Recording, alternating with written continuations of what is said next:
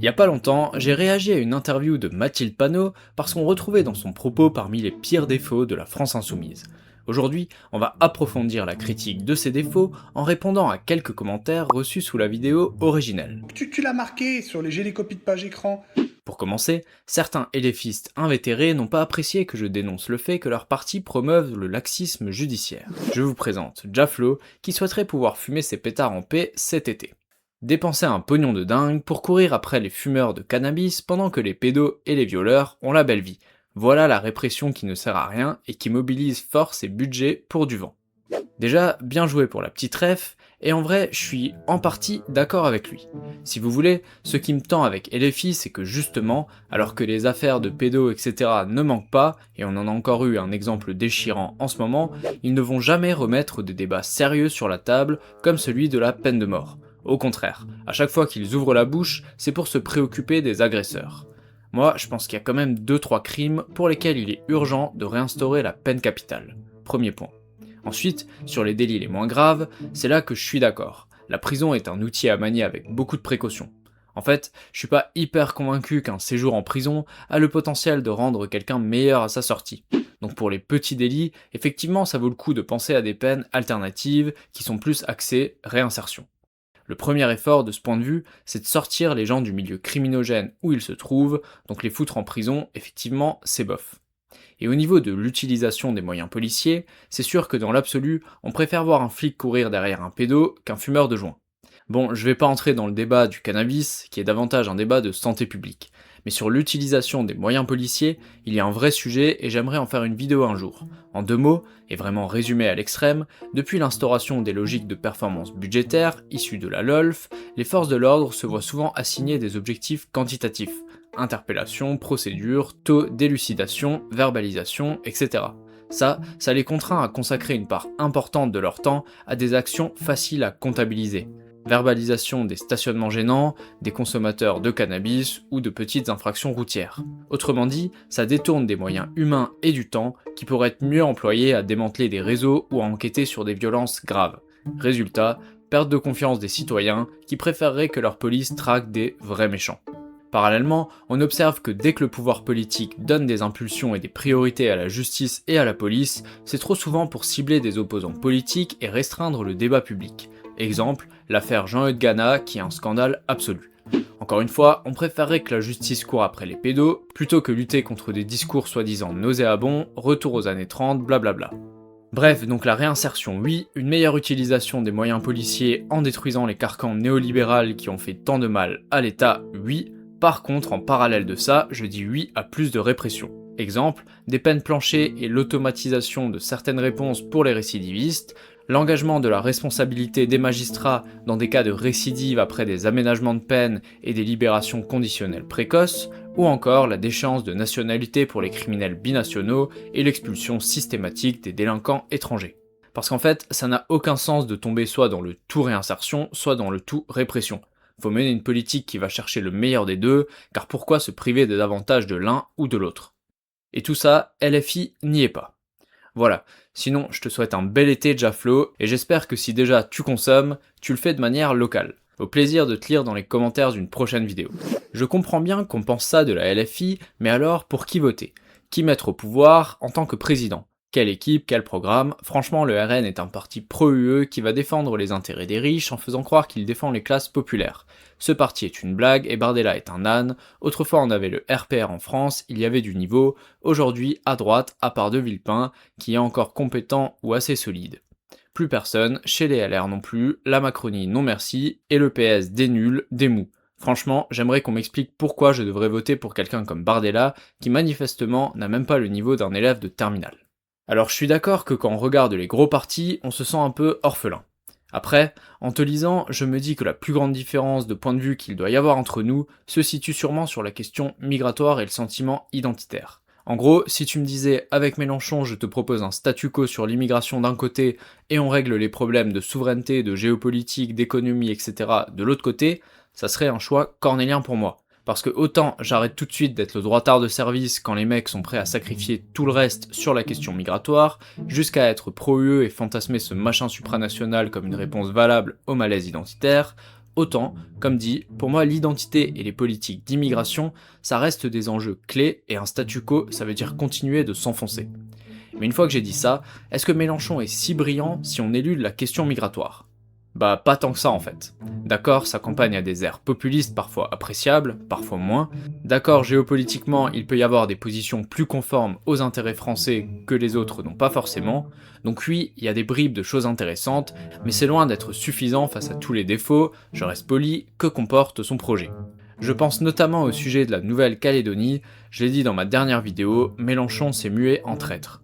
Comme t'es un ancien de l'UPR, je te renvoie volontiers vers la vidéo de la réaction d'Asselineau au discours de Mélenchon à Saint-Denis.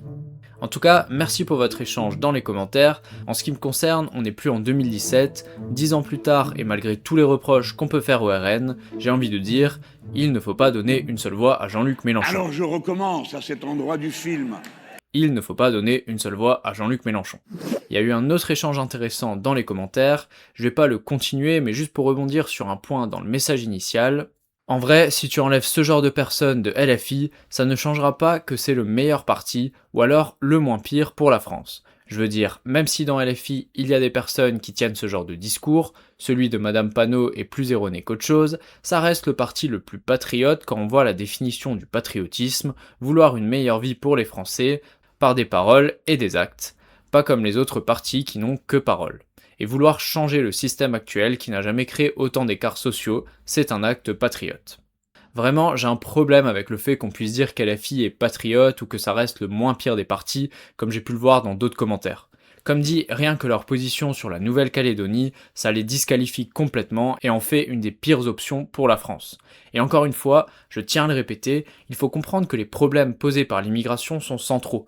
Le plus gros défaut des LFistes, il est là. Ils caricaturent tous les opposants à l'immigration en racistes débiles et refusent de voir le problème. Au début de ma vidéo sur Panot, j'ai mis 2 extraits. Des supporters algériens qui buglent que les Français sont dans la merde, car maintenant c'est leur tour de nous coloniser, bref les types nous haïssent, et un extrait de Carlos Bilongo, qui est un député LFI, donc pas le premier random venu, qui nous dit ça. Nous on est plus intelligents, on est plus endurants, et si on avait plus de gosses qu'eux, comme M. Sterrin se plaint de ça, bah tant pis pour eux. Si vous devez faire des gosses, bah ils ont qu'à s'aimer et faire l'amour et faire des enfants. S'ils n'arrivent pas à en faire, tant pis pour eux. En tout cas, nous, on a réussi à le faire. Je veux dire, est-ce que ça vous fait rien de voir ça ? Est-ce que vous ne voyez pas le problème, l'hostilité, le ressentiment qu'ont ces gens envers nous ? Il y a des gens sur notre sol qu'on a laissé entrer, à qui on a donné la nationalité, mais qui trouvent le moyen de faire une séparation entre eux et nous. Ce que je veux dire, c'est que là, c'est pas un méchant facho qui fait une différence entre des Français légitimes ou illégitimes ou que sais-je, c'est des personnes issues de l'immigration qui nous disent clairement qu'il y a eux et qu'il y a nous. Et manifestement, ils ne nous portent pas dans leur cœur.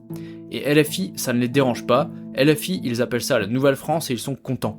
Honnêtement, et là je m'adresse aux gens des commentaires ou à tout autre LFiste qui passerait par là, qu'est-ce que vous voyez dans ces extraits ? Comment est-ce que vous les interprétez et pourquoi ça ne compte pas pour vous ? Bref, si l'un d'entre vous peut répondre à ces questions dans les commentaires, merci d'avance. D'ailleurs, tout ça me fait penser à un autre commentaire que j'avais eu sous ma vidéo de réponse à un journaliste de Blast, je vous l'affiche à l'écran. Et pour répondre à ce commentaire donc, voilà une des raisons pour laquelle je suis opposé à l'immigration. J'essaierai de faire des vidéos plus structurées et exhaustives dans le futur sur ce sujet. Après, je sais que d'autres ont déjà fait pas mal de vidéos là-dessus, et je me permets de te renvoyer vers la vidéo de Georges pour apporter une réponse à ta question. Question qui était de savoir en somme qu'est-ce qui fondamentalement est dérangeant dans le fait migratoire. Bref, pour moi LFI n'est ni le meilleur ni le moins pire des partis, loin s'en faut. On va finir avec un certain Vincent, qui en plus d'avoir laissé un petit pavé, était assez chaud pour répondre dans quelques autres discussions. En 1, ils ne prônent pas le laxisme de la justice, ils disent que ça fait des décennies qu'on ne fait que de l'autoritaire et que ça ne marche pas, c'est même pire qu'avant. Du coup, essayons de miser plus sur la prévention et la réinsertion. Renseigne-toi, on le fait dans plusieurs pays d'Europe et ça marche. Premier truc insupportable, si t'as des exemples, bah donne-les nous, développe un peu des arguments ou balance au moins des liens. En tout cas, je vais pas me répéter, ma réponse est au début de cette vidéo sur le sujet du laxisme. Deuxième point, les militants sont payés pour ça, du coup tu nous laisses imaginer leur niveau. Les députés de LFI renoncent à hauteur de 1000 € par mois sur leur salaire. Comme ils disent, la France galère, ça serait indécent de toucher autant. Du coup, chaque député reverse 120 000 € par an pour les associations. Même si beaucoup diront qu'il pourrait faire mieux, c'est le seul groupe qui le fait, ça change des 400 000 €, je ne sais plus combien alors je mets au plus bas, de détournement comme nos amis du RN. C'est comme avant, si t'as des sources ou des exemples, ça serait cool de nous les donner, parce qu'à part un député, Damien Maudet, que je ne connaissais pas, j'ai rien trouvé. Et Ruffin, ça compte pas, il est plus à la France Insoumise. La suite, je saute un peu, blablabla. Idem, ton intervention sur les formations sur le sexisme, c'est généralement de la merde. En quoi c'est factuel? Où sont les preuves? Tu as fait leur formation pour voir si elle est comme les autres? Tout ça, et je ne suis qu'à 7 minutes de ton truc. Procès d'intention au lieu de sortir des choses factuelles, un vrai journaliste des plateaux Bolloré. Alors, j'ai pas fait leur formation en particulier, mais j'ai déjà assisté à de telles formations. Donc c'est du vécu, la nana avait préparé une petite pyramide avec à la base les blagues sexistes et au sommet le et elle expliquait en toute détente qu'en luttant contre la base de la pyramide, on allait réussir à avoir un impact sur son sommet. Bref, un délire complet. On ne veut pas affronter le problème de manière sérieuse car on est contre la répression et la peine de mort, donc on va faire chier GG et ses blagues de beauf. Je dis pas c'est bien que les mecs se tiennent, qu'ils ne fassent pas les porcs et ne mettent pas mal à l'aise mesdames avec leurs blagues de merde, j'ai aucun problème avec ça.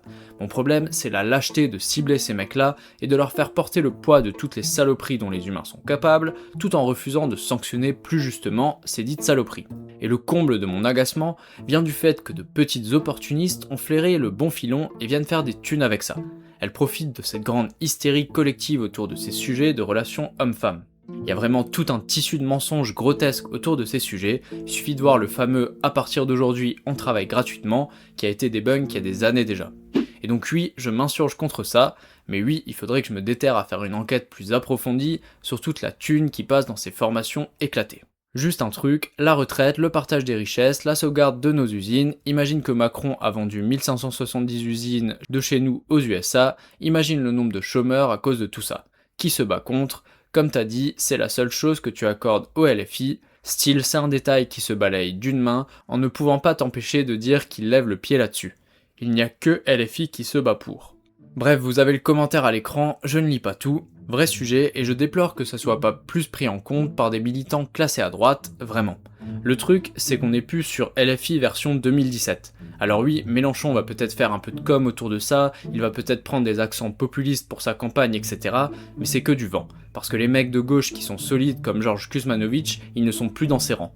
Autour de Mélenchon, il reste que des tocards en qui j'ai une confiance relativement modérée pour relever ce défi. Ah oui, et puis ta logique de l'ennemi de mon ennemi et mon ami marche aussi dans l'autre sens, quelqu'un qui lutte contre Carlos et des gens qui prétendent me coloniser sont aussi mes amis. Bref, encore une fois, le niveau de dinguerie autour de ces questions migratoires, vous vous en foutez, autant ça me saoule parfois de voir des droitards qui ne parlent que d'immigration, autant eux au moins j'arrive à les comprendre. Vous, je ne comprends pas comment vous pouvez faire l'impasse sur la question, faire comme si ça ne valait rien. Bref, on va s'arrêter ici, je vous laisse avec un lien vers ma dernière vidéo dans laquelle je réponds à une étudiante de Sciences Po sur le sujet du nationalisme. Pensez à liker, laisser un commentaire, à vous abonner, etc. Merci et à bientôt, c'était Paul Marcellus.